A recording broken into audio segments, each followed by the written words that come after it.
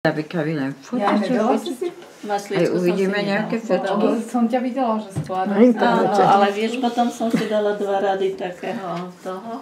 Jaj. A tým pádom sa mi tá mašlička vôbec No, tieto glazúry veľmi rýchlo sedimentujú, to znamená, že treba si ich vždycky premiešať, ono sa to tak usadí na spodku, takže... A mám to hneď hubičkovať, alebo... Nie, najprv si dáme, a glazúry sa nenanášajú tak, že s nimi malujeme, ako keby ťahy, ale sa tupujú. Áno, to znamená, dobre. že ja ich tam vlastne len takto prikladám.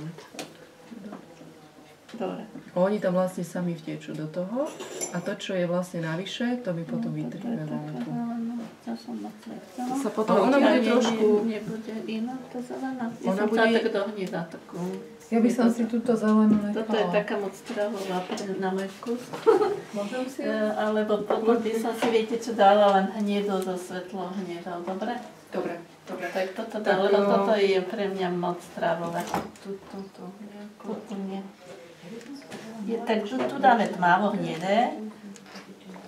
A necháme tmavo hnedú s tmavo hnedou. Keď to máš špekulovať.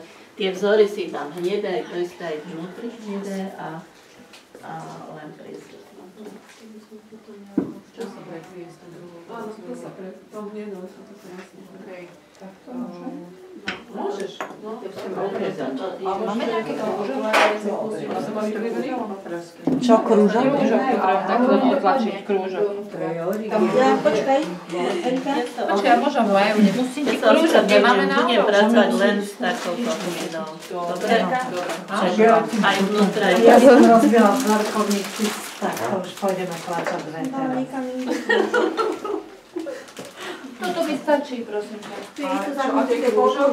Krúžok som chcela sem len. Sú tu takéto.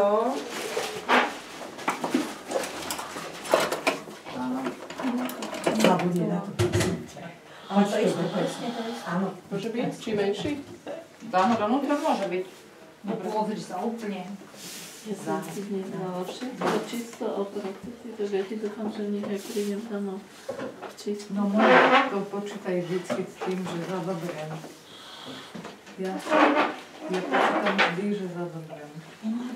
Ja nie to sa rozšlo, jak som to vynechala. To času už